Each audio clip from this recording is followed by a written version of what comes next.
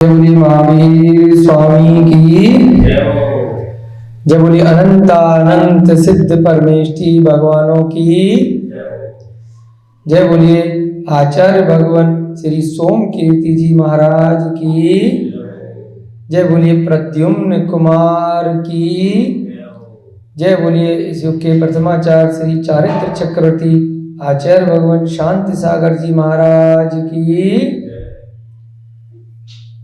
सभी को जय जिनेन्द्र जय दू जुड़ंदो। हम सभी लोग एक बार पुनः आज यहाँ आए हुए हैं प्रद्युम्न कुमार के चरित्र का वर्णन पढ़ने के लिए सुनने के लिए एकत्रित हुए हैं। आप सभी का हमारा बहुत ही पुण्य का उदय है कि इस प्रकार से इतने सुंदर चरित्र को पढ़ने का हमें अवसर प्राप्त हो रहा है।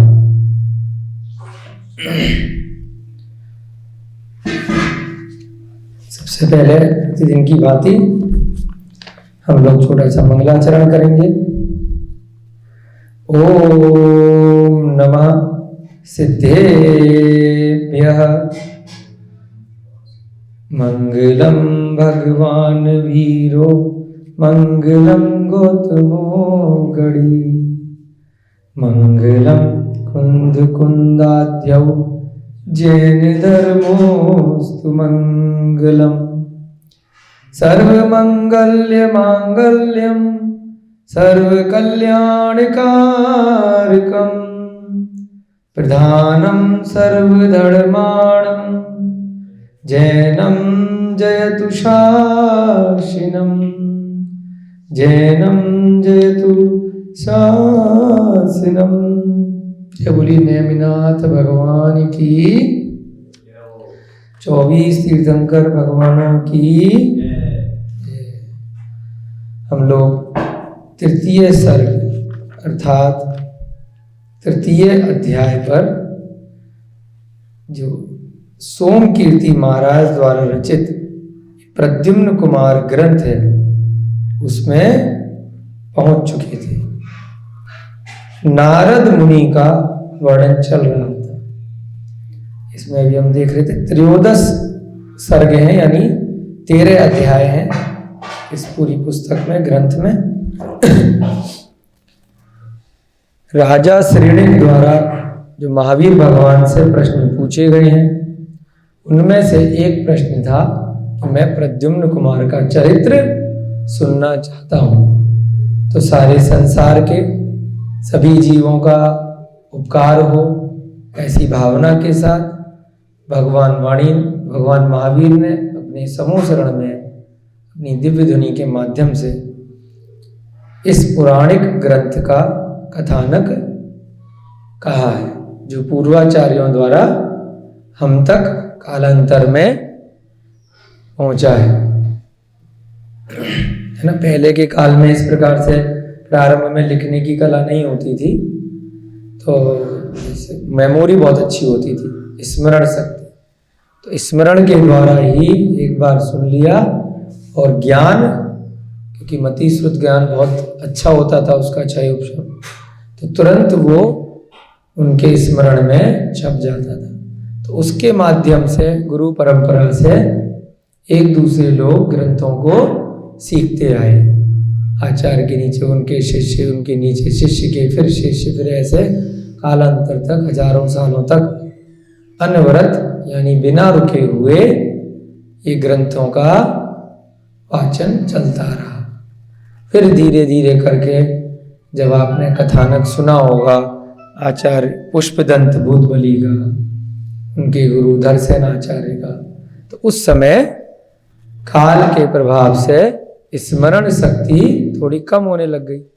तब से कहा जाता है कि धीरे धीरे करके ग्रंथों का लिखने का कार्य प्रारंभ हुआ और षटखंडागम के रूप में सबसे पहले ग्रंथ की रचना हुई। ना श्रुत पंचमी हम बनाते हैं ना, जब सतखंडागम पूर्ण हुआ था तो उसकी पूजा की गई थी। कहाँ पर लिखा था सतखंडागम? गिरनार पर्वत पर।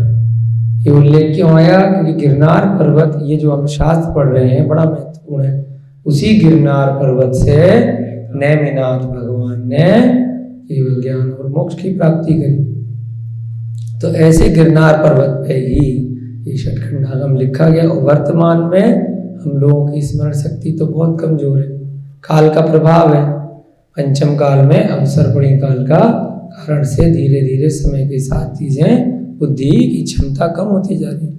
उसके बाद भी हम लोगों का बड़ा पुण्य का उदय है, जो ग्रंथों के माध्यम से हम उसको पढ़ पा रहे हैं, समझ पा रहे हैं, सुन पा रहे हैं, और जितना संभव है अपनी स्मरण शक्ति के माध्यम से उसको स्मरण भी कर पा रहे हैं। फिर उसका बाद में मनन करते हैं, चिंतन करते हैं।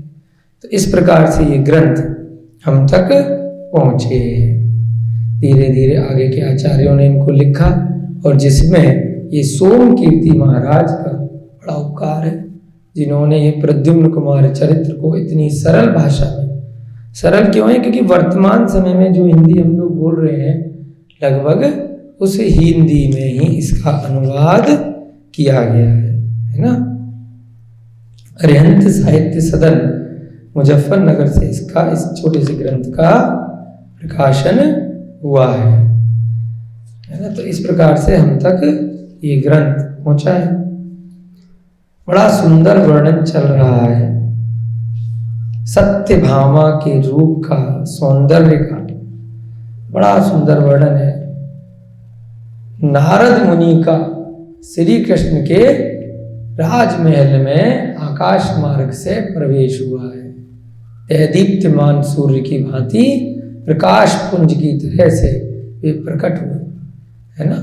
ऊपर से आकाश में उड़ते हुए अचानक से आए और मनुष्य की आकृति लेके उनके राजमहल में प्रकट हो गए।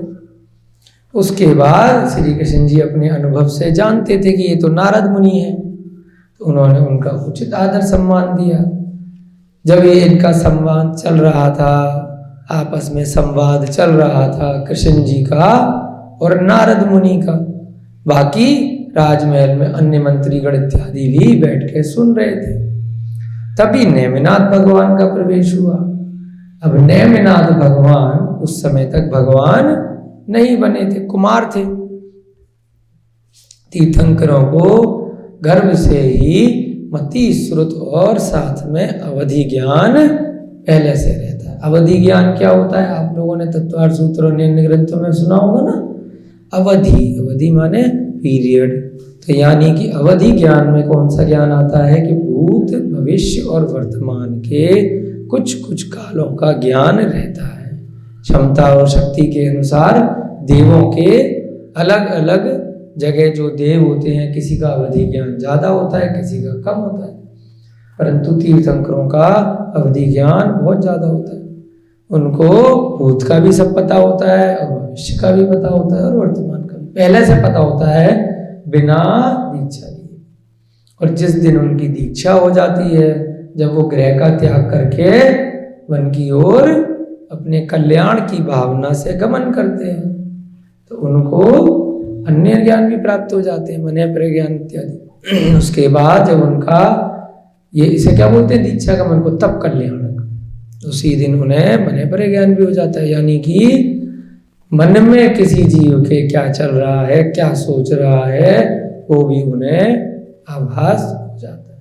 उसके बाद जाकर के जब उनका केवल ज्ञान कल्याणक होता है, तो उनको 3 लोक का संपूर्ण ज्ञान हो जाता है, सभी पर्यायों का, सभी जीवों का, भूत, भविष्य, वर्तमान, सभी द्रव्यों का सब ज्ञान हो जाता है। और केवल ज्ञान के बाद जब बाकी के बचे हुए 4 अघातीय कर्म भी नष्ट हो जाते हैं, तो उनको क्या बोलते हैं, मोक्ष कल्याणक हो गया, और वो जीव सिद्ध शिला पर चला जाता है। यानी कि शरीर छोड़ करके आत्मा तनुवात विलय में जो सिद्ध शिला के भी ऊपर लोक के अंत में है, वहां पर उनकी आत्मा सदा सदा के लिए विराजमान हो जाती।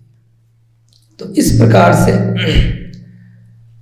वहां पर जब संवाद चल रहा था तो नेमिनाथ कुमार का प्रवेश होता है। तो क्यों ये सार बताया? क्योंकि अभी तक उनको केवल ज्ञान की प्राप्ति नहीं हुई है, न मोक्ष हुआ है नेमिनाथ जी को, परंतु सबको पता है कि ये भगवान बनने वाले कुछ समय बाद, है ना, तीर्थंकर बनेंगे, क्योंकि उनके कुछ कल्याणक पहले से हो चुके हैं। गर्भ कल्याणक भी हुआ था, जन्म कल्याणक भी हुआ था।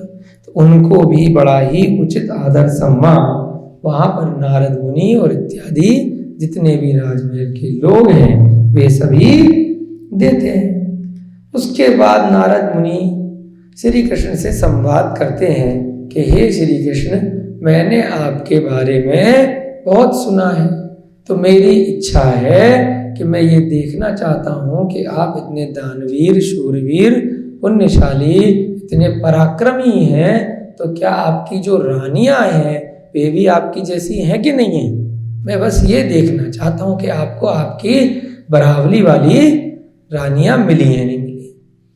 तो श्री कृष्ण ने कहा ठीक है, आप जाइए उनका महल देखिए, आपकी इच्छा है, आपको कोई दिक्कत नहीं है। तो अपने आकाश मार्ग से उड़ते हुए सीधे सत्यभामा के महल की ओर पहुंचते हैं नारद मुनि। वहां देखते हैं कि अपने रूप सौंदर्य को दर्पण में सत्यभामा निहार रही है। इतनी व्यस्त है कि उसे नारद मुनि के आने का पता ही नहीं चला। वो बहुत देर तक उसे देखते रहे। उसके बाद वो उसके पीछे आकर के खड़े हो गए। दर्पण में जब नारद मुनि को सत्यभामा ने देखा तो देखा कि किस प्रकार से ये तो सौंदर्य के स्वामी है ही नहीं, इतने कुरूप हैं, भस्म लगा रखी है शरीर पर, जटाएं इतनी फैला रखी हैं, है ना। तो उनको अच्छा नहीं लगा उनका रूप देख करके सत्यभामा को, कि पता नहीं कौन व्यक्ति है, कहाँ से आ गया है ना। और थोड़ा सा उन्होंने भले शब्दों से कुछ नहीं कहा हो, हाव भाव से ऐसा प्रदर्शित किया कि जैसे कि सत्यभामा ने नारद मुनि का तिरस्कार कर दिया हो। अब आया था ना पिछले अध्याय में कि नारद मुनि स्वाभिमानी थे, छोटी सी बात लग जाती थी, राग द्वेषी थे, जैसे आम मनुष्य होते हैं वैसे ही थे, मनुष्य पर्याय के ही जीव थे, है ना। नारद मुनि देव नहीं है, ठीक है। 2.5 दीप तक ही उनका गमन हो सकता है, जहां तक मानुषोत्तर पर्वत की सीमा है। अर्ध पुष्कर द्वीप तक, जम्मू द्वीप में भी हो सकता है, लवण समुद्र में भी हो सकता है, घातकी खंड में भी हो सकता है, कालोदधी समुद्र में भी हो सकता है, और अर्ध पुष्कर द्वीप में जो अंत में मानुषोत्तर पर्वत है वहां तक हो सकता है। 45 लाख योजन तक वो भ्रमण कर सकते हैं, और ऊपर तक जो मनुष्य लोग 1,40,000 योजन तक जा सकते हैं, सुमेरु पर्वत के शिखर तक, चूलिका तक, तो वहां तक भी जा सकते हैं, ठीक है ना। जहां तक मनुष्य जा सकता है वहां तक वो भ्रमण कर सकते हैं। अब उन्हें बात लग गई कि 2.5 दीप के जितने भी लोग हैं वे सब तो मेरा इतना आदर सम्मान करते हैं, श्री कृष्ण जी भी मेरा इतना आदर सम्मान करते हैं, और उनकी पत्नी ने मेरा तिरस्कार कर दिया।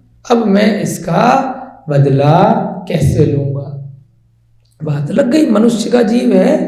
अपने को कल भी आपकी कक्षा में बताया था कि किसी भी जीव की भले ही हमें वो अच्छा लगे, चाहे पौराणिक ग्रंथों में अच्छे लगे, चाहे वर्तमान में कोई व्यक्ति अच्छा लगे, चाहे कोई हीरो हीरोइन आपके आदर्श बने हुए हो, कोई अभिनेता हो, कोई टीचर हो, कोई राजनेता हो, आपके आदर्श हैं, कहते हैं ना हमारा मेंटर है ना, हम उनको कॉपी करना चाहते हैं, हम उनसे सीखना चाहते हैं, तो उनकी भी आप अपने दिमाग से अच्छी अच्छी बातें ही सीखिए।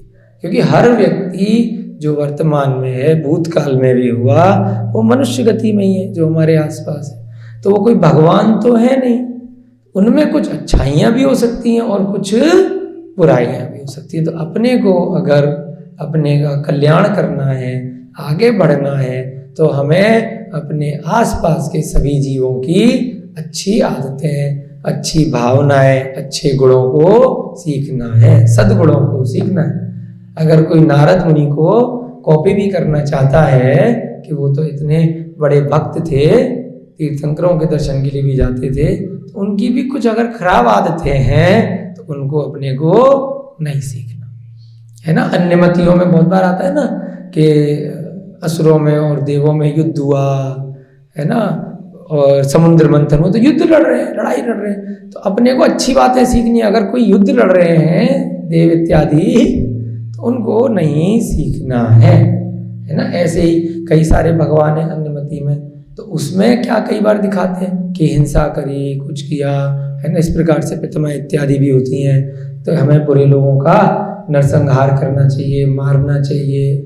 तो जब तक बहुत ऐसी परिस्थिति नहीं आए तब तक जीवों को मारने का क्या फायदा। उनको ज्ञान के माध्यम से भी तो आप ठीक कर सकते हो किसी जीव को।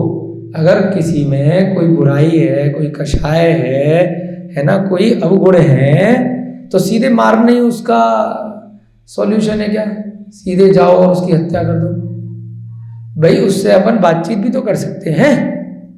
अभी युद्ध हो रहा है जैसे यूक्रेन रशिया का, तो सीधे जरा सी बात लग गई और दे दनादन बम फेंकना शुरू कर दिया। तो हर चीज का सीधे युद्ध पहली बार में समाधान नहीं होता है ना। पहले बातचीत के जरिए भी कोई अगर मनभेद है, मतभेद है, तो उसका रास्ता बीच में निकाला जा सकता है। ये सद्पुरुषों के गुण होते हैं। अगर तब भी बात नहीं बन रही है, फिर भी किसी विद्वान के द्वारा बिचौलिया बिठा करके समाधान किया जाता है। भरत और बाहुबली का युद्ध सुना था ना आप लोगों ने। पहले तो वो मारने चल रहे थे एक दूसरे को, है? अब पब्लिक ने देखा कि भाई दोनों तो वज्र वृषभ नाराज सेनन के धारक हैं, इन दोनों का तो कुछ होगा नहीं। हजारों लाखों करोड़ों सेना बेफिजूल में मर जाएगी। जो उन दो भाइयों के युद्ध में जो सेना लड़ेगी वो मर जाएगी। ऐसे ही जो दो राष्ट्रों का युद्ध होता है, एक का प्रेसिडेंट या प्रधानमंत्री, दूसरे का भी, दोनों तो ऊपर अपने बैठे रहते हैं रूम में, पब्लिक मर रही होती है, सैनिक मर रहे होते हैं। दो लोगों की घमंड की वजह से, मान की वजह से, गर्व की वजह से, ईगो की वजह से कि उसने मुझे ऐसे क्यों कहा। भारत पाकिस्तान का बंटवारा हुआ, क्या लाखों लोग मरे, दो लोगों की ईगो थी, है ना। बाकी पब्लिक चाहे हिंदू हो चाहे मुसलमान हो, किसी को कोई फर्क थोड़ी पड़ रहा था। कोई से भी देश में रह लें, पहले भी तो रह रहे थे। लेकिन दो लोगों की ईगो में लाखों लोगों को बर्बाद कर दिया गया। समाधान ठीक प्रकार से नहीं निकाला गया। तो वो हमें नहीं सीखना है।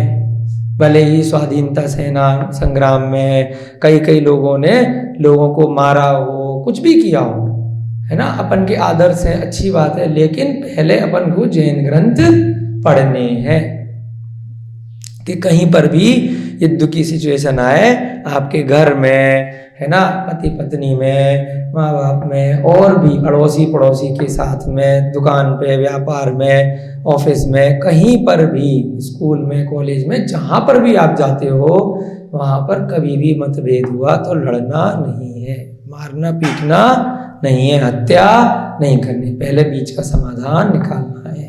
तो ये नारद मुनि के कथानक से बात हमारे मन में आई, तो हमें लगा आप लोगों को बताएं कि हमें उनकी खराब आदत नहीं सीखनी है जो अब आने वाली है। क्या खराब आदत थी कि सत्यभामा को मजाक कैसे चखाया जाए, उसने मेरा तिरस्कार कर दिया। अब जाके सीधे आकाश मार्ग से उड़ते हुए सीधे पहुंचे कैलाश पर्वत पर। कैलाश पर्वत इतना विशाल पर्वत, स्वयं तीर्थंकर आदिनाथ भगवान ने वहां से मोक्ष को प्राप्त किया। इतना बड़ा पर्वत, वहां पर कितने अनंत जीवों को केवल ज्ञान मोक्ष की प्राप्ति हुई। नाभिराय को भी हुई, भरत को भी हुई, बाहुबली, कितने सारे लोग उस क्षेत्र से वहां से मोक्ष गए। कितना सुंदर पर्वत, और वहां जाकर के चिंतन में डूब जाते हैं कि मैं कैसे प्लान बनाऊं। पहला प्लान बनाया, मैं इस सत्यभामा को उठा के ले आता हूं। फिर सोचा नहीं, ये तो गड़बड़ हो जाएगी, इसका अपहरण करूंगा, श्री कृष्ण जी तो मेरे मित्र हैं, उनको दुख होगा, नहीं, ये काम नहीं करता। फिर दूसरे प्लान में क्या सोचा कि मैं सत्यभामा को ऐसा बना देता हूं अपनी माया से, अपने जो उनके पास रिद्धियां थी कि ये किसी दूसरे पुरुष पर आसक्त हो जाए, अट्रैक्ट हो जाए, तो ये चीज श्री कृष्ण जी को बिल्कुल पसंद नहीं आएगी और वो इसका त्याग कर देंगे। तो इसका मजा मैं चखा दूंगा कि इसने मेरे को तिरस्कार किया, अब श्री कृष्ण जी ने इसको हमेशा के लिए छोड़ दिया। फिर उन्होंने सोचा कि ये तो बड़ी शीलवती स्त्री है, मैं तो माया से ऐसा करूंगा, दिखाऊंगा खाली, वास्तव में तो ऐसा होगा नहीं। और श्री कृष्ण जी हो सकता है इसके इतने कट्टर हों इसके शील के और वो इस बात को सच माने ही नहीं, तो उल्टे मैं बदनाम हो जाऊंगा अगर उनको बाद में पता चलेगा कि ये सारा किया धरा नारद का है, तो मेरी जो मित्रता है उसमें भी दिक्कत आ जाएगी। और एक बार मेरी मित्रता पे दाग लग गया तो बाद में ठीक नहीं हो पाने का। तो उन्होंने ये दूसरा प्लान जो सोचा उसको भी कहा कि नहीं भाई, इसमें तो उल्टे हम ही फंस जाएंगे। फिर उन्होंने दिमाग में उनके तीसरा प्लान आया।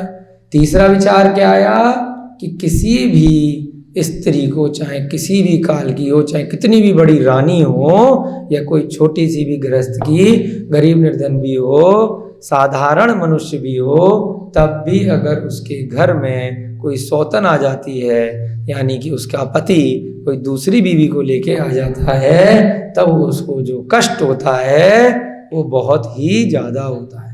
मेरा भी काम हो जाएगा और श्री कृष्ण जी अपने आप रानी को लेके आएंगे, ऐसी कुछ सेटिंग बिठाता हूँ तो उनसे भी मेरी मित्रता बनी रहेगी, वो तो खुश होंगे। क्योंकि पहले के ज़माने में एक से ज़्यादा शादियाँ हो सकती थी, अर्ध चक्रवर्ती थे, 16,000 रानियाँ हो सकती थी, तो एक और ले आएंगे उसी में, उसी गिनती में, तो कौन सी दिक्कत है।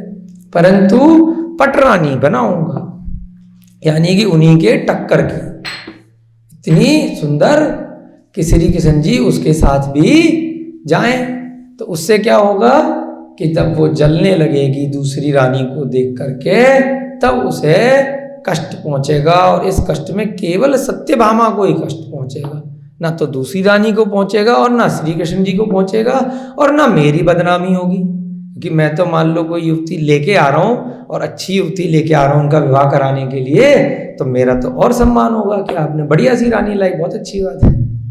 तो दोनों के लिए विन विन सिचुएशन है, जीत है। और हार किसकी है? केवल सत्यभामा की। उन्होंने कहा चलो ये बात ठीक है, अब 2.5 द्वीप में तो भ्रमण करते ही थे, अब लेके कहाँ से आए जिसपे श्री कृष्ण जी आसक्त हो जाए। श्री कृष्ण जी को ऐसी युवती मिलनी भी तो चाहिए ना पूरे 2.5 द्वीप में, जो इतनी रूपवती हो कि जिसको अपनी पटरानी बना लें, सत्यभामा के बराबर बिठाएं। हर एक किसी को तो नहीं बिठाएंगे, और जो चक्रवर्ती नारायण। तो अब वो इस खोज में निकल पड़े, जहां जहां वो 2.5 द्वीप में जा सकते थे कि चलो भाई अपने ज्ञान से अब घूमते हैं, है ना। अभी भी रिश्तों की बात चलती है आप लोगों के गृहस्थ में, तो ढूंढा जाता है ना, अपने रेफरेंस में फ़ोन किया जाता है, सबको बोला जाता है मेरे बेटे के लिए, बेटी के लिए अच्छा सा वर ढूंढ के लाइए।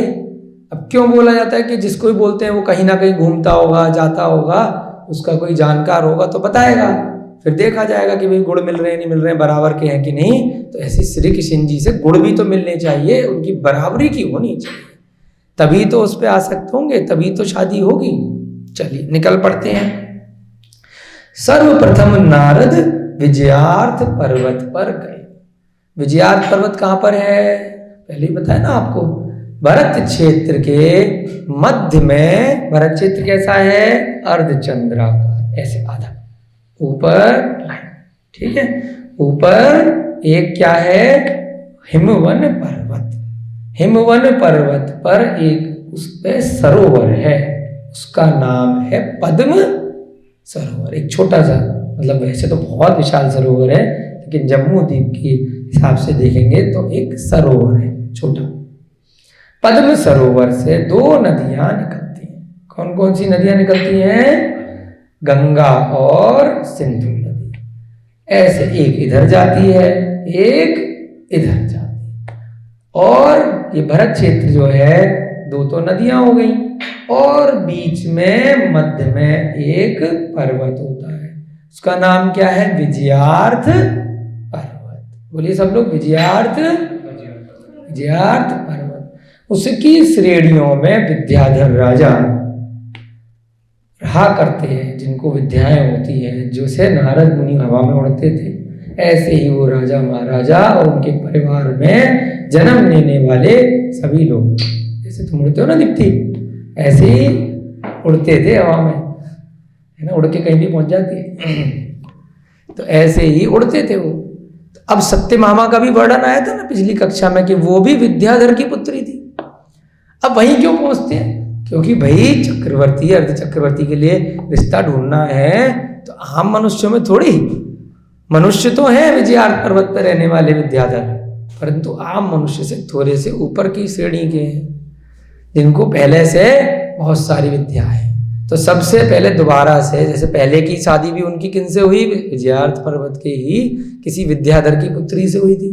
तो अभी भी सबसे पहले वहीं पहुंचे कि वहीं जाके ढूंढते हैं, क्योंकि वहां के जीव पिछले पुण्य की वजह से बहुत ही पुण्यशाली होते हैं। उनको ऐसे स्थान पर जन्म मिलता है जहाँ रोज रोज रुपया पैसा कमाने के लिए इतनी टेंशन नहीं होती, मकान बनाने की जरूरत नहीं है, बने बनाए महल मिलते हैं, इतने सुंदर विशाल महल, इतने रमणीक उद्यान, अकृत्रिम चैत्यालय, नदियाँ इतनी सुंदर सुंदर मिलती हैं पहले से। विद्याधरों के महल बड़े बड़े विशाल महल होते हैं हो, लेकिन वहाँ फायदा क्या है कि विजयार्थ पर्वत पे भी जो मनुष्य जन्म ले लेते हैं, जो विद्याधर मनुष्य जन्म ले लेते हैं, वो उसी भव से मोक्ष जा सकते हैं। मोक्ष जाने का भी टिकट खुला हुआ है, मार्ग खुला हुआ है, और इस भव में मनुष्य भी बन गए। और जो मनुष्य के यहाँ पे जो कष्ट हैं, है ना, पूरे दिन भाई किस्तें चुकानी है, लोन ले रखा है, तो नौकरी की तनख्वाह आनी है, व्यापार में नुकसान हो रहा है, फायदा हो रहा है ना, बच्चों का स्कूल में एडमिशन कराना है, कितनी टेंशन है, बीवी के नखरे हैं, इतनी ज्वेलरी दिलवानी है, वस्त्र दिलवाने हैं, वहाँ तो सब मिल रहा है। वो सारी टेंशन से बच गए तो सीधे सीधे क्या करना है, सीधे पुण्य कमाना है, स्वाध्याय करते हैं, बढ़िया से जाते हैं इधर उधर अलग अलग क्षेत्रों पे, वंदना करते हैं, उड़ते हैं, पूरे 2.5 द्वीप में भ्रमण कर सकते हैं, समूसरण में भी जा सकते हैं, है ना, जितने भी विद्याधर इत्यादि होते हैं, है ना। पद्म पुराण में हमने पढ़ा था कि जब स्वयंवर हुआ करता था, इसमें भी कहीं वर्णन आएगा, तो कंपटीशन में रखा गया कि जो सुमेरु पर्वत की सबसे पहले वंदना करके आ जाएगा उससे अपनी पुत्री का विवाह कर देंगे। हनुमान जी फटाफट फटाफट सुमेरु पर्वत की वंदना करके चले आए। नॉर्मल आम मनुष्य होता तो जाता क्या। तो ऐसे ऐसे वर्णन आते। तो विद्याधर जो राजा होते हैं उनका बहुत पुण्य होता है। तो ऐसे ही ये नारद मुनि सबसे पहले कहां पहुंचे, विजयार्थ पर्वत पर। वहां विद्याधरों की राजधानी थी। अभी वर्णन किया ना, कोई बात आ गई। विद्याधरों की राजधानी थी।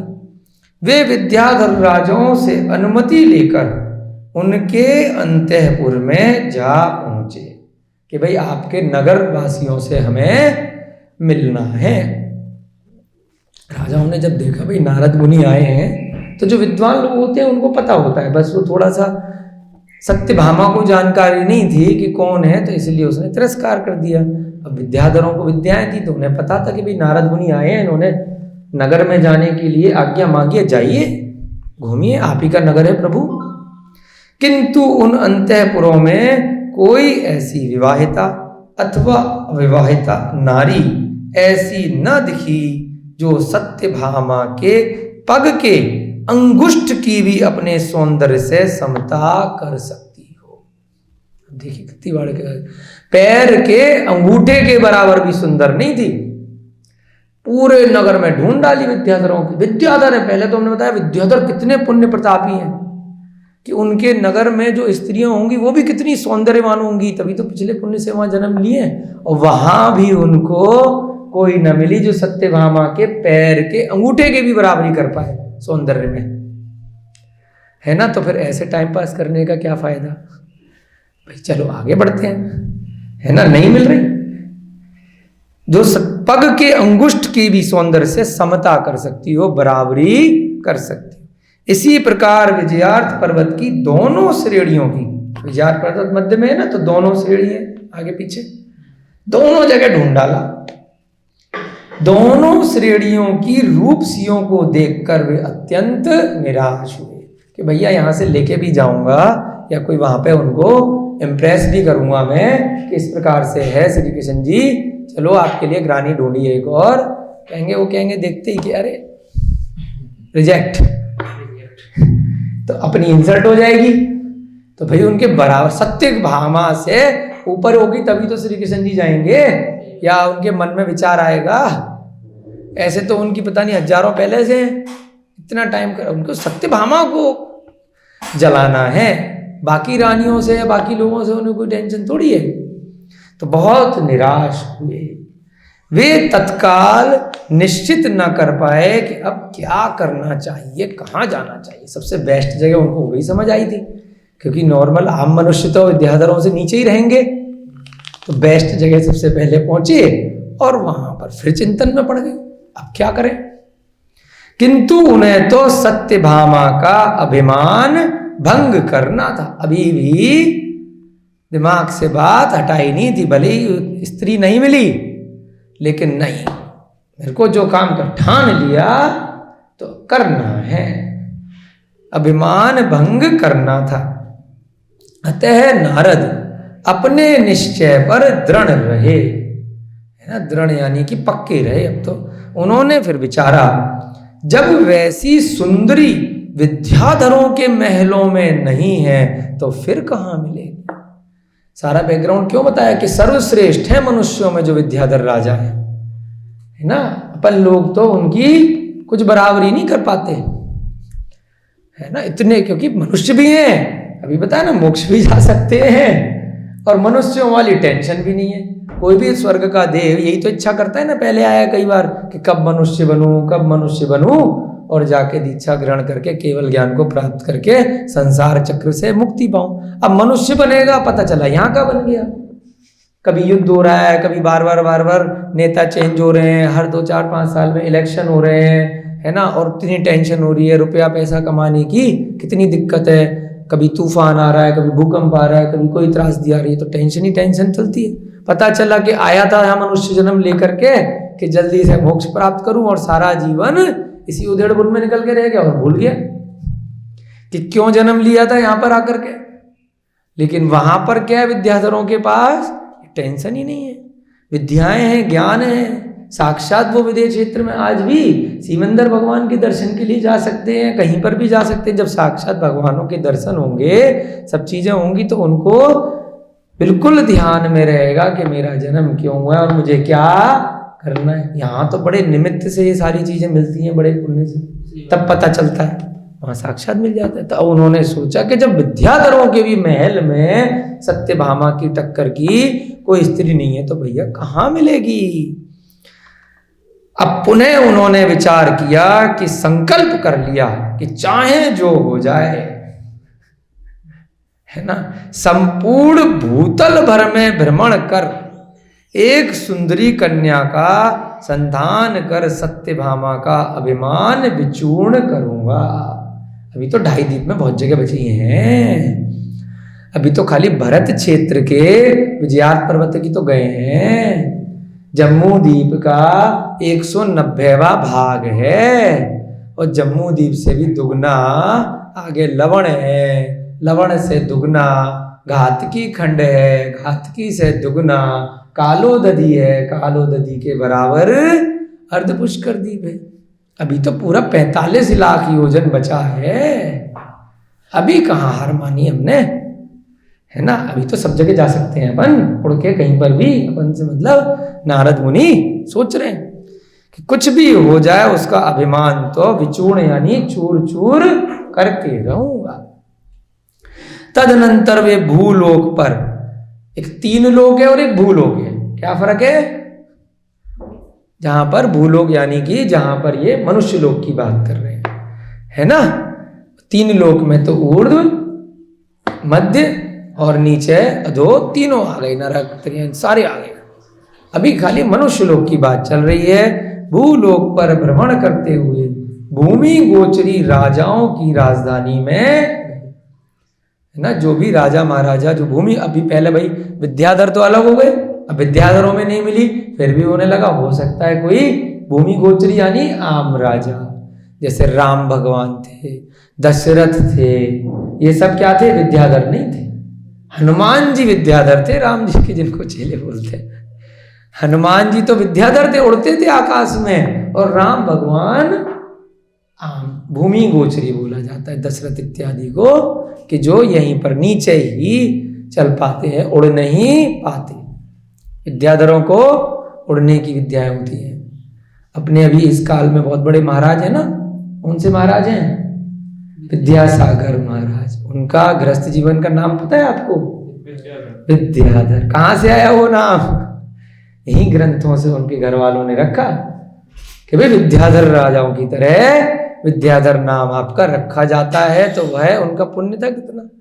नाम में भी बड़ी बात होती है। तो विद्यासागर बन गए, देखो, है ना। तो बहुत पुण्यशाली उनके माता पिता रहे होंगे ना, तभी तो ऐसा नाम ढूंढ के रखा है ना। तो नाम का भी बड़ा महत्व हो जाया करता है। तो अब वो भूमि गोचरी राजाओं पे पहुंचे। भाई जैसे कोई राम भगवान जैसे कोई भूमि पे भी तो मिल सकते हैं, उनकी कोई रानी हो, कोई पुत्री हो, कोई ऐसी उस काल में। तो चलो भूमि गोचरी राजाओं की राजधानी में गए। वहां पर भी उन्हें सत्यभामा जैसी सुंदरी न दिखाई दी। फिर दिक्कत। अब तो भाई साहब क्या करें। पर दृढ़ निश्चयी नारद खिन्न एवं उदास होने के उपरांत भी अनवरत भ्रमण करते रहे। अनवरत माने बिना रुके हुए, हार नहीं मानेंगे, ढूंढते रहेंगे जब तक नहीं मिले। कभी तो टकराएगी, कभी तो कहीं पर दिखाई देगी। अब रानियां या उनकी पुत्रियां जो होती हैं महलों के अंदर होती हैं, कोई ऐसे बाहर तो घूम नहीं रही हैं। कोई उन्हें व्यापार करना हो, कोई ऐसा हो कि घूमने जा रही है, फिर भी देख रहे हैं उनसे परमिशन ले लेके राजाओं से कि भाई दिखाओ। क्या उस समय फोटो होती होंगी या जो भी वस्तु पेंटिंग होती होंगी रानियों की पुत्रियों की, है ना, कि भाई दिखाओ कोई हो तो। अब सब जगह जाकर के अनवरत भ्रमण कर रहे हैं। एक दिन जब नारद आकाश मार्ग से गमन कर रहे थे, अब उन्होंने टेंशन छोड़ दी कि भाई मिलेगी तो मिलेगी, अपना घूमते फिरते रहते हैं, कभी तो टकराएगी कोई ऐसी। तब क्या हुआ, संयोगवश कुंडनपुर नगर में जा पहुंचे। कौन से नगर में? कुंडन, कुंडल नहीं है, कुंडन है। हाँ, कुंडनपुर नगर, कुंडनपुर नगर में जा पहुंचे। वह समृद्धि का आगार तथा गुणवती रूपवती कन्याओं का भंडार था। जैसे होता है ना रत्नों का भंडार है इस नगर में। कई बार लोग बताते हैं इस देश में बड़ी सौंदर्यवती रूपवती स्त्रियां हैं, इस देश में ऐसे वर्ण की हैं, इस देश में श्वेत हैं, कहीं कृष्ण वर्ण की हैं, कहीं कैसी हैं, कहीं कैसी हैं। अपनी अपनी चॉइस रहती है। वो तो किसी को कहीं की स्त्रियां पसंद आती हैं, किसी को कहीं की, और बाकी संयोग होता है पूर्व भव का, है ना। देश के अंदर भी बहुत सारे हमारे प्रांत हैं, कहीं के कैसा रूप है, कहीं का कैसा है। अलग अलग देशों में कहीं लंबे लोग होते हैं, कहीं छोटे होते हैं, कहीं अलग प्रकार के होते हैं। तो ऐसे ही कुंडनपुर में रूपवती स्त्रियों का भंडार था कि यहां तो पक्का मिलेगी। इस नगर का अधिपति राजा भीष्म था। ये वो वाला भीष्म नहीं है। अब देखिए कौन सा होता है। इस नगर का अधिपति राजा कौन था? भीष्म, जो सर्वमान्य विख्यात परोपकारी तथा ऐश्वर्यशाली था। कैसा था? बहुत जैसे राजा कृष्ण की तरह से ऐश्वर्यशाली है, परोपकारी है, बहुत सारे उनके अंदर गुण है राजा के अंदर। उसकी रानी श्रीमती, उनकी नारी का क्या नाम था? श्रीमती, अनुपम रूपवती एवं सद आचरणशाली थी। बहुत रूपवती थी, अच्छा आचरण था भीष्म की रानी श्रीमती का।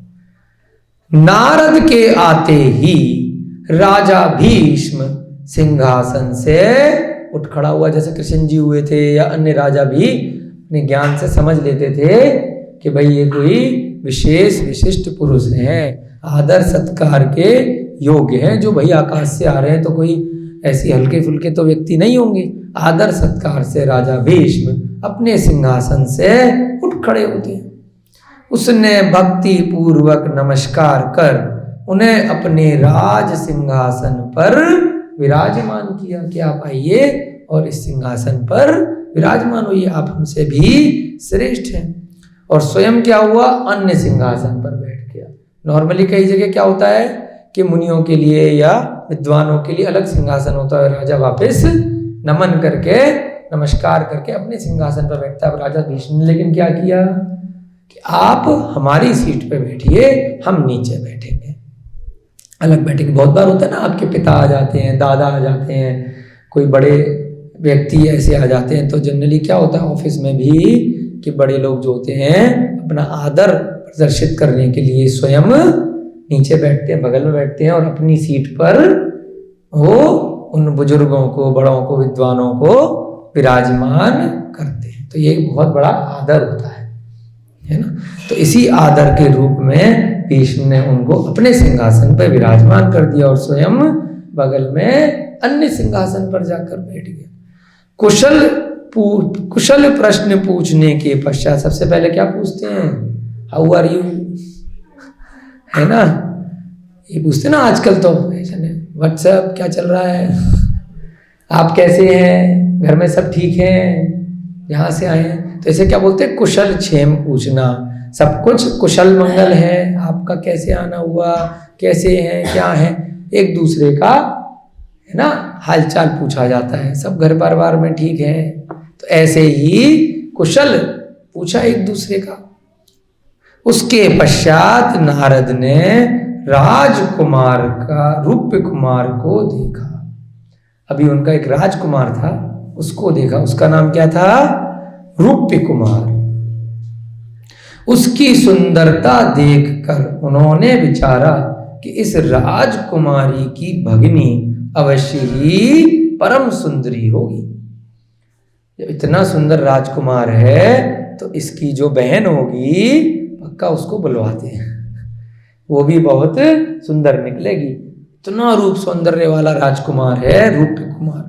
अब मेरी चिंता दूर हो सकेगी। पता चल जाता है ना कि भाई माँ बाप इतने सुंदर हैं, परिवार इतना बढ़िया है, तो पुण्य से इनकी जो पुत्री इत्यादि कोई होगी वो भी पक्का इनके ऊपर गई होगी, तभी तो पिछले पुण्य से यहाँ जन्म लिया है। तो बहुत बार पुण्य से होता है ये चीज़ें कि अपने आप से जिस महल में, जिस राज्य में, जिस क्षेत्र पे आप जन्म लेते हो तो उसके हिसाब से रूप सौंदर्य भी आपको मिलता है। अब मेरी चिंता दूर हो सकेगी, ऐसा विचार कर राजा भीष्म ने जिज्ञासा की कि यह किसका पुत्र है। अभी उन्हें ये नहीं पता था कि भीष्म का ही पुत्र है कि किसका पुत्र है।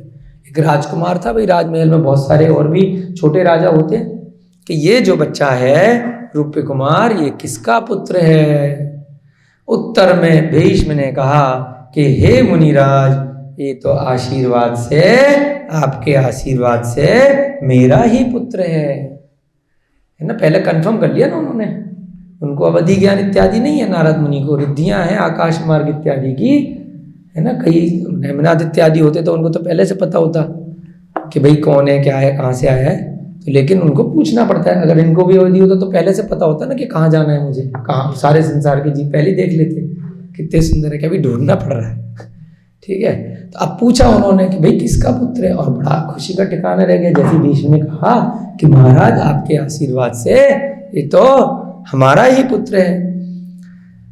तब नारद जी ने पूछा कि इसकी जो माता है उसकी कितनी संतानें हैं। होता है ना, कोई भाई बहुत सुंदर लगा तो अगर इसकी बहन निकलेगी तो बहुत सुंदर होगी। अब पहले पूछ लो भाई इसकी माता की कितनी संतानें हैं। राजा ने उत्तर दिया, एक पुत्र एवं एक पुत्री। अब तो लॉटरी लग गई, पक्का सुंदर निकलेगी। नारद जी ने कहा कि हे राजन, अवश्य ही तुम भाग्यशाली हो, पर यह तो बतलाओ कि तुम्हारी कन्या विवाहिता है या अविवाहिता। अभी तो ये तो बताया नहीं कि भाई मैरिड है कि अनमैरिड है, ये भी तो पूछ लो। विवाहित स्त्री थोड़ी लेके जाएंगे श्री कृष्ण जी के लिए, है ना, कि विवाहित है या अविवाहित, ये भी तो बताइए। राजा ने कहा अभी तो अविवाहिता है। अब तो भाई मजा आ गया, अभी तो अनमैरिड ही है, किंतु वेदी नरेश शिशुपाल की वाग्दत्ता हो चुकी है। अब फंस गए, यानी बात तय कर ली है। हमारे कोई मित्र हैं, है ना, वेदी नरेश, उनकी शिशुपाल की वाग्दत्ता, यानी कि बातचीत हो जाती थी ना राजाओं में कि भाई तेरी पुत्री होगी, मेरा पुत्र होगा, तो आपस में वाग्दत्ता यानी जबान दे रखी है ना। सब चीजें थोड़ी ना लॉटरी लग जाएंगी कि एकदम से फटाफट अरे भाई साहब ला के बैठा दी, नहीं, जबान दे दिए भाई, है ना। अब जो बड़े बड़े राजा होते थे, प्राण जाए पर वचन न जाए, कोई बात नहीं। यह सुनकर नारद को जो अपार प्रसन्नता का अनुभव हुआ वह अपूर्व था। अभी उन्होंने कहा ठीक है, अभी तो खाली जवानी दी है, हम देखते हैं, है ना, कोई दिक्कत नहीं है। इसलिए फिर भी बहुत प्रसन्न हुए। अभी तो स्त्री को देखा ही नहीं है, उसके पहले ही अब क्या करा, उनसे सेटिंग बिठानी शुरू करी कि इनसे दोस्ती करते हैं, है ना। जैसे दोस्ती हो जाएगी तो फिर हमारी बात को मानेंगे। तो फिर क्या करते हैं, जब अपार प्रसन्नता हुई, वह अपूर्व थी जो पहले कभी नहीं हुई थी। इतने प्रसन्न हुए नारद जी। कुछ देर तक दोनों में वार्तालाप होता रहा। अब बातचीत तो करेंगे ना, जब भाई बेटी ब्यानी है दूसरी जगह कहीं, तो पहले थोड़ी दोस्ती बढ़ाई, बातचीत करी। उसके बाद क्या बोले, इसके उपरांत नारद उठकर खड़े हुए कि चलिए अब हम चलते हैं। और क्या कहा कि हे राजन, अब चलने से पहले मैं आपका अंतःपुर यानी कि नगर देखना चाहता हूं। पर्पज क्या था देखने का, कि भाई उसको देखना था, कोई तो बहाना चाहिए ना, कि मैं आपका नगर एक बार देखना चाहता हूं। तो नगर को क्या बोलते हैं, अंतःपुर, है ना, आपका पूरा जहां प्रजा सारे लोग रहते हैं, महल इत्यादि, मैं घूमना चाहता हूं। राजा की स्वीकृति लेकर नारद रनिवास देखने के लिए गए। राजा का जो निवास है वो देखने के लिए चल पड़े। राजा भीष्म की एक बाल विधवा भगिनी थी। अब उनके साथ भी एक दिक्कत थी, एक बहन थी भीष्म की जो बाल विधवा हो गई थी बेचारी, उसका पति मृत्यु हो गई थी, चाहे युद्ध में हुई हो या किसी कारण से हुई। तो उनकी राजा भीष्म की भी एक बहन थी जो बाल विधवा थी। उस विदुषी ने बाह्य लक्षणों से नारद मुनि को पहचान लिया। अब वो बाल विधवा जो बहन थी राजा भीष्म की, विद्वान थी, स्वाध्याय इत्यादि करती थी। सत्यभामा तो नहीं पहचान पाई थी कि भैया आकाश छोड़ के आ रहे, तो कोई अगर नहीं भी पता है नारद मुनि है तो कोई विशेष व्यक्ति होंगे तो उनसे बात कीजिए, सम्मान कीजिए। उसने नहीं दिया सम्मान। परंतु जो वो बाल विधवा थी, उन्होंने बाह्य लक्षणों से यानी कि बाहरी रूप रंग देख करके, आकाश मार्ग से आते हुए देख करके पहचान लिया कि ये अवश्य ही नारद मुनि हैं, जिनका हमने बहुत बार वर्णन सुना है। वह हाथ जोड़ करके खड़ी हो गई। जब वो अंतःपुर में गए ना नारद मुनि, अब तो महल से निकल गए, तो अब उनके वहां पहुंच गए जहां पे राजा का निवास था, सिंहासन वाले जो हॉल होता है वहां से हट गए। तो वहां पर बाल विधवा ने पहचान लिया और उठ करके खड़ी हो गई और हाथ जोड़ करके यथोचित सत्कार दिया और उनको योग्य सिंहासन पर आसीन किया। और फिर कहने लगी कि हे प्रभु, आपकी कृपा के लिए मैं कृतज्ञ हूं कि आप मुझे आशीर्वाद दीजिए, मेरे ऊपर कृपा कीजिए, मुझे मंगल वचन बताइए। तो इस प्रकार से कोई भी सत्पुरुष आता है तो अच्छे लोग क्या होते हैं, उनसे कुछ वार्तालाप करते हैं, उनको सम्मान देते हैं। आपके आगमन से हमारा गृह पवित्र हो गया है। होता है ना, कोई मुनि महाराज आ जाए, कोई विद्वान आ जाए कि भैया आप हमारे घर पे पधारे, हमारा बड़ा पुण्य है, पवित्र हो गया ये महल, मेरा घर जो है आपके आगमन से। कौन कहती है, भीष्म की बहन जो बाल विधवा थी। मैं अपने को भाग्यवान समझती हूँ, मैं तो बहुत भाग्यशाली हूँ, अन्यथा बिना भाग्य के आप जैसे महानुभावों का समागम असंभव है। जब तक पुण्य उदय ना आए, जब तक भाग्य ना आए, तब तक ऐसे महान विभूति स्वयं घर पे कैसे चल के आ जाएंगे, है ना। तो मेरा बड़ा असीम भाग्य है। इतना कहकर उसने भीष्म की रानियों से मुनि के पुण्य चरणों में नमस्कार करवाया। अब भीष्म की बहुत सारी अन्य रानियां थी, है ना, उनसे कहा भाई ये नारद मुनि है, इनको नमस्कार करो। अपन क्या होता है ना, कोई बड़े बच्चों को बोलते हैं ना, कोई आता है तो बेटा इनके पैर छुओ, ये बड़े ही सत्पुरुष हैं, मुनि महाराज आते हैं तो इनको बेटा आशीर्वाद दो, बोलते हैं ना नमोस्तु बोलो। ऐसे ही ये जो ज्ञानी पुरुष थी, जो विधवा थी, वो ज्ञानी थी, उसने बाकियों को बताया कि बड़े सत्पुरुष आए हैं, इनको आइए आइए नमस्कार कीजिए। सबको प्रसन्नता पूर्वक आशीर्वाद प्रदान कर नारद वार्तालाप करने लगे। अब उन रानियों में से भी तो ढूंढेंगे ना भाई कौन सी वाली है उनकी, जिसकी पुत्री है, जिसको ढूंढने निकले हैं। तो अब वार्तालाप करने लगे रानियों के साथ में। कुछ काल के पश्चात उन्होंने निकट ही खड़ी हुई युवती को देखा। अब तो पक्का ही वही लग रही है। एक युवती भी आ गई, भाई रानियों की एज ज्यादा होगी, है ना, युवती की जो पुत्री होगी उसकी एज कम होगी। तो उन्होंने युवती को देख लिया। उन्होंने राजा भीष्म की भगिनी से जिज्ञासा करी, जो बहन थी बाल विधवा, डायरेक्ट उसी से पूछ लिया। जिज्ञासा यानी अपनी जिज्ञासा का समाधान, कोई डाउट है तो, कि यह अनन्य लावण्यमयी कन्या कौन है। अनन्य लावण्यमयी यानी अनुपम सौंदर्य वाली, लावण्य बोलते हैं बहुत सुंदर, ये इतनी सुंदर अनन्य लावण्यमयी कन्या कौन है। तब उसने अपनी भ्रातृपुत्री रुक्मणी, आ गया ना नाम, रुक्मणी और सत्यभामा, सुना है ना कथानकों में, ने बताया था। राधा का तो कहीं पर नाम ग्रंथों में नहीं आता, तो किसका नाम आता है, एक सत्यभामा का और एक रुक्मणी का। अब जो है उसका नाम बताया कि ये रुक्मणी है, मेरे जो भाई हैं भीष्म उनकी पुत्री है। उसका परिचय कराते हुए उससे मुनि का चरण स्पर्श करवाया कि आओ बेटा आओ, ये मुनि महाराज जी का चरण स्पर्श करो, आशीर्वाद लो। तो प्यार से बुलाते हैं ना ऐसे बच्चों को, तो ऐसे ही उसको रुक्मणी को बुलाया और मुनिराज का आशीर्वाद लो, बहुत भाग्यशाली बनोगी तुम।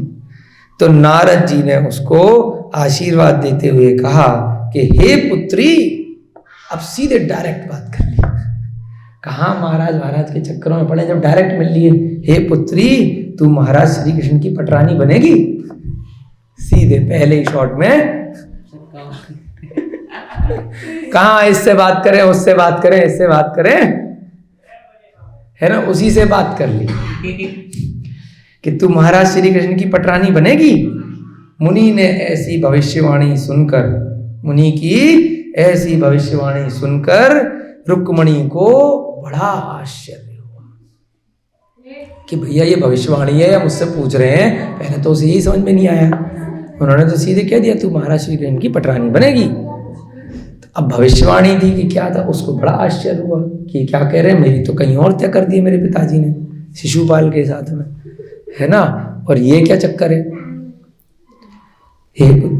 वह अपनी बुआ की ओर देखने लग गई। बुआ लगी ना, वो जो भीष्म की बहन थी, पिता की बहन क्या लगती है, बुआ। अब बुआ की ओर देख रही है। आपने तो कहा था चरण स्पर्श करो, ये क्या बोल रहे हैं, क्या चक्कर है।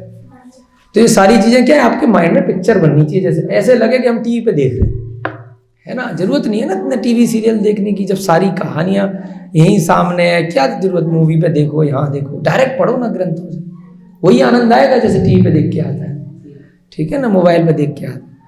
तो अब वो अपनी बुआ की तरफ देखने लगी कि कहाँ फंसा दिया, है ना। बुआ ने भी मुनि का विस्मयकारी कथन सुना, भाई सबके सामने ही बोला था, बुआ ने भी सुन लिया था कि इन्होंने अभी अभी क्या बोला कि रुक्मणी को बोला है कि तू श्री कृष्ण की पटरानी बनेगी। अतः उसने जिज्ञासा प्रकट की कि हे प्रभु, यह आपने कैसा आशीर्वाद दे दिया, है ना। अब बुआ ने, उन्होंने पूछा डायरेक्टली कि नारद मुनि ये कैसा आशीर्वाद दे दिया, जिन महाराज श्री कृष्ण का आपने नामोच्चारण किया है वे कौन है? अभी भाई इतनी दूर जाकर के कहीं पहुंचे थे कुंडनपुर में, तो सब जगह थोड़ी ना पता है राजा श्री कृष्ण के बारे में अभी, है ना? तो ये राजा श्री कृष्ण है कौन, ये तो बताओ। जिनका नाम का उच्चारण किया उनका निवास, कुल, उनकी आयु क्या है भाई? बराबर की आयु तो होनी चाहिए ना, विवाह करवाओगे बूढ़े के साथ थोड़ी कराएंगे, है ना? उनकी आयु कितनी है, किस कुल के हैं, कहाँ रहते हैं, सारी बात तो बताओ, तब अपनी रुक्मणी को देंगे ना हम, ऐसी दे देंगे। उनकी रूपाकृति एवं रिद्धि कैसी है, उनके पास रिद्धियां कितनी है, कैसे रूप है, आप कृपा कर पहले ये सब बतलाएं। नारद ने कहा तथास्तु, जैसा आपने पूछा है वैसा मैं आपको बताता हूं। मैं महाराज श्री कृष्ण का परिचय देता हूं, उसे ध्यान से सुनो, है ना? अब नारद मुनि रुक्मणी की बुआ को और रुक्मणी को, और उन रानियों में हो सकता है रुक्मणी की माता जी भी हो, उन सबको राजा श्री कृष्ण के बारे में थोड़ा बताएंगे। ऐसी तो बैकग्राउंड बनाया जाता है ना, कई रिश्ता लेके जाओगे तो लड़के के बारे में, लड़के के परिवार के बारे में जितना होगा उतना तो बताया ही जाएगा, और पक्की करानी है तो थोड़ा बढ़ा चढ़ा के बताया जाएगा, है ना? अब जब वहां जाएंगे तो लड़की के बारे में बताएंगे, वो भी तो पूछेंगे ना कि भाई कौन, क्या, कहाँ से लेके आ गए, क्यों जाएं हम वहां पर शादी करने के लिए। तो पूरा अब ये क्या कर रहे हैं, मीडिएटर का काम कर रहे हैं, बिचौलिया का शादी करानी है श्री कृष्ण जी की रुक्मणी से।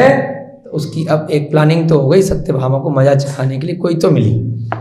अब ठीक है, बताते हैं कि राजा श्री कृष्ण भाई कौन है।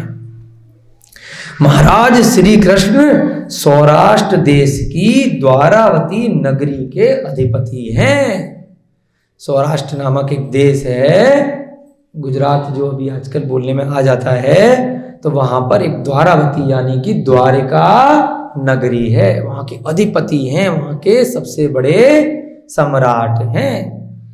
वे यादव कुलभूषण हरिवंश के श्रृंगार स्वरूप तथा कामदेव सदृश रूपवान, कामदेव जैसे सुंदर है, कुलभूषण है यादव वंश के, हरिवंश के श्रृंगार स्वरूप। जो उनके पिताजी थे वसुदेव तो हरिवंश के कहलाए जाते थे, और उनके समय से फिर यादव वंश, यदुवंश शुरू हो गया, तो इसलिए हरिवंश के भी श्रृंगार हैं और यादव वंश के कुलभूषण हैं और कामदेव जैसे रूपवान हैं, बहुत सुंदर हैं।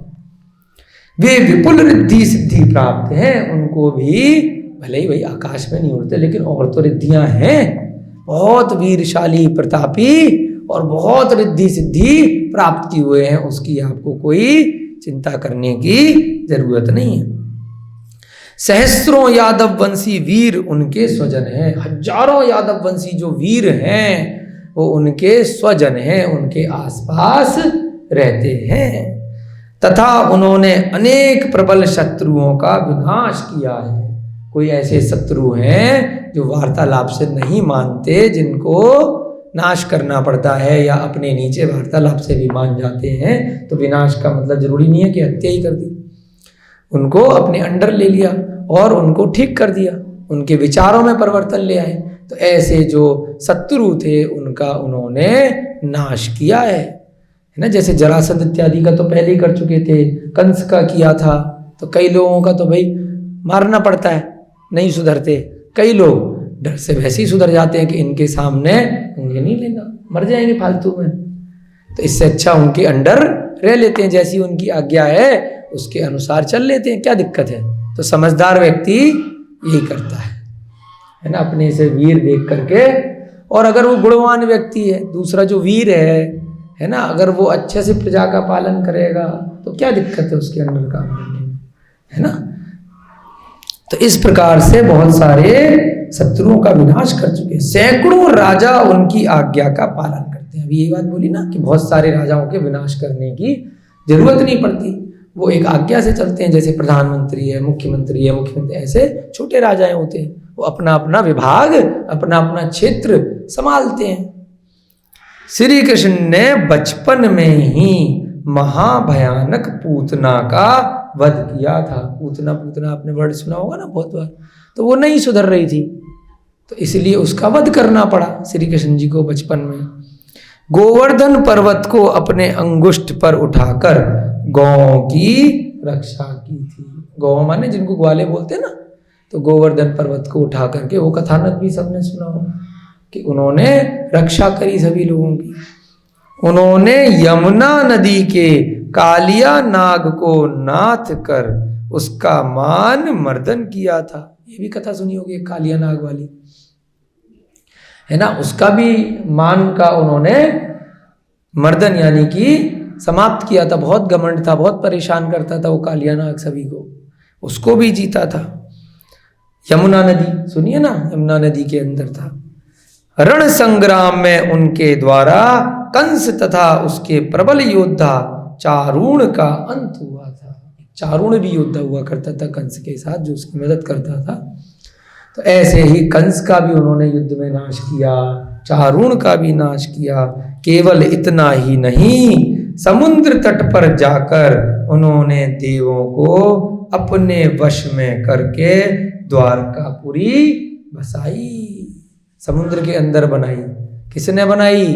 देवों ने बनाई, यानी कि देव भी उनकी आराधना करते हैं, देव भी उनको नमस्कार करते हैं, उनकी आज्ञा का पालन करते हैं। जो इतनी सुंदर द्वारका नगरी चारों तरफ से जो समुद्र से घिरी हुई है, ऐसी द्वारका नगरी बनाई है। ऐसे नहीं है कि कहीं पर भी रह रहे हो, देवों द्वारा बनाई गई नगरी है द्वारका नगरी।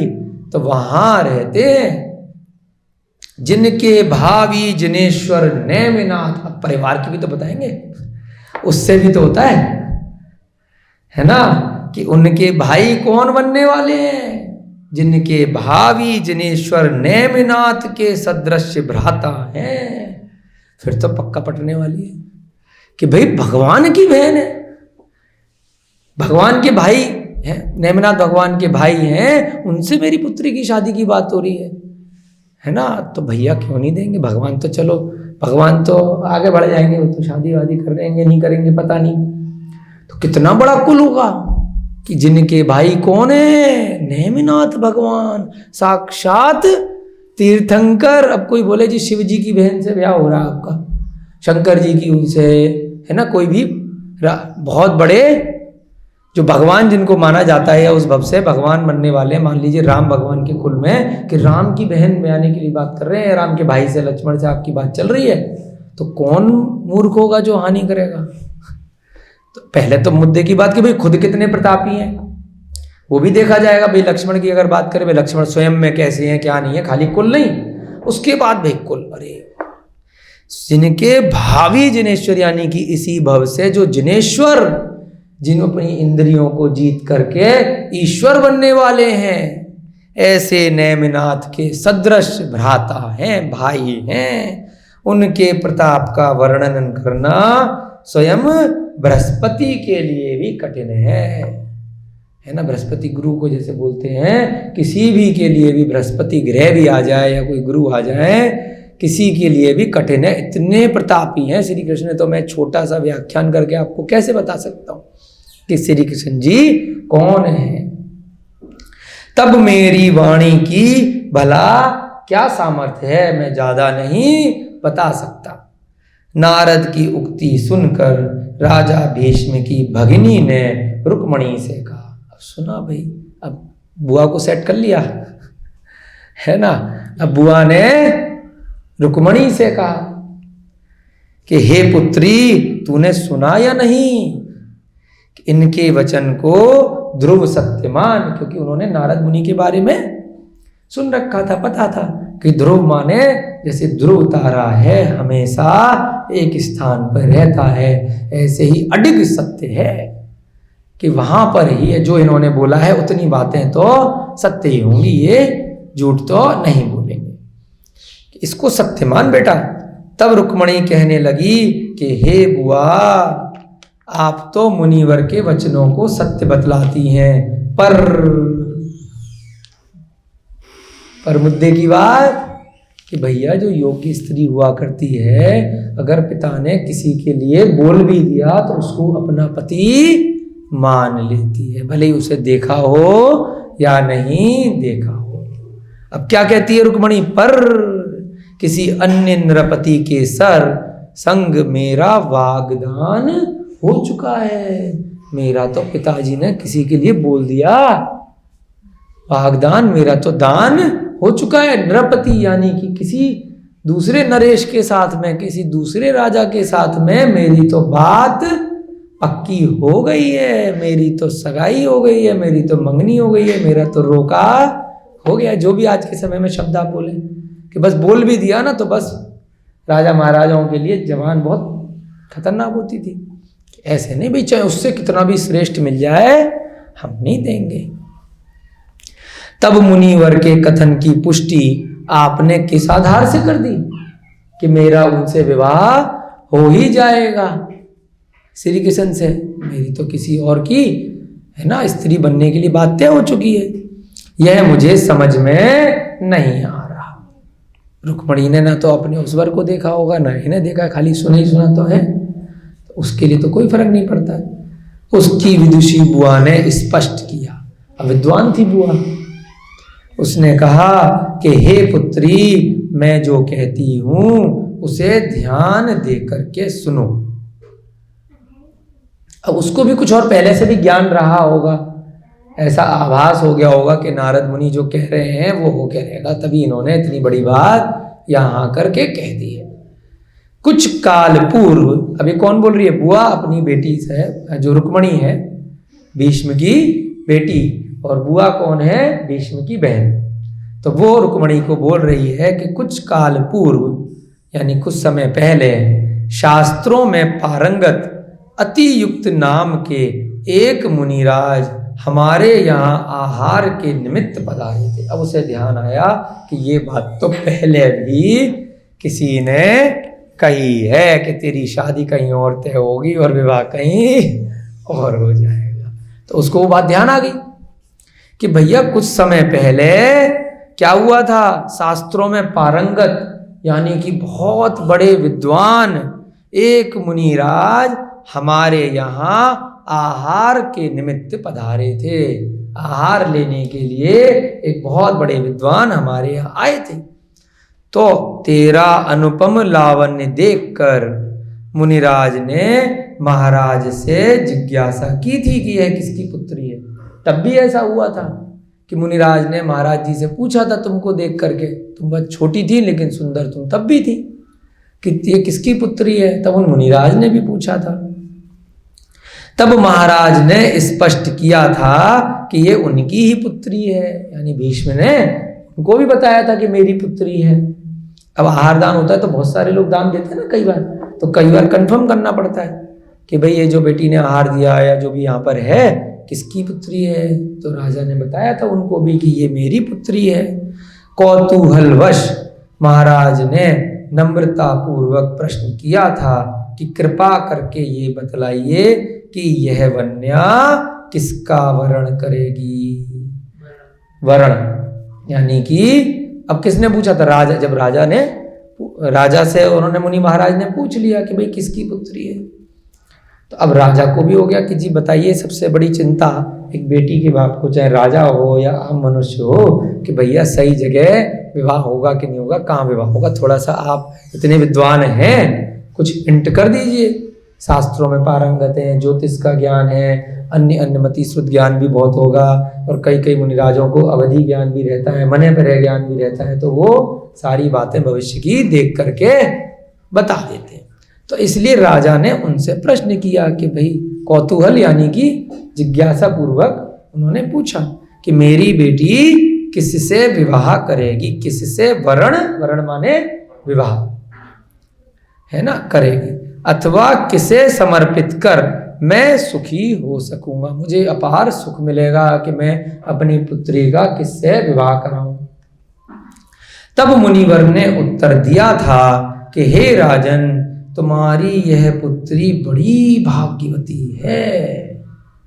यदु कुल के सूर्य जो पृथ्वी पर उपेंद्र अर्थात नारायण के नाम से विख्यात हैं, जिनकी कीर्ति सदा संपदा अतुलनीय है, तथा जो दैत्यों के विनाशक हैं, वे ही तुम्हारी इस पुत्री के स्वामी होंगे। अब बहुत पुरानी बात हो गई होगी तो भूल गए होंगे, तो किसी दूसरे से विवाह तय कर दिया, परंतु बुआ को अचानक से याद आ गया। कई बार होता है ना कि बचपन की कोई बात हो, सैकड़ों वर्ष पुरानी, कुछ वर्ष पुरानी, तो कि भाई अरे तो बड़ा भाग्यशाली बोल देते हैं विद्वान लोग आके कि भाई इसकी शादी तो उनसे होगी, परंतु भूल जाते हैं। तो अब उसके बाद नहीं मिला निमित्त, जो आया वर सही समय पर उस तक तय कर दी।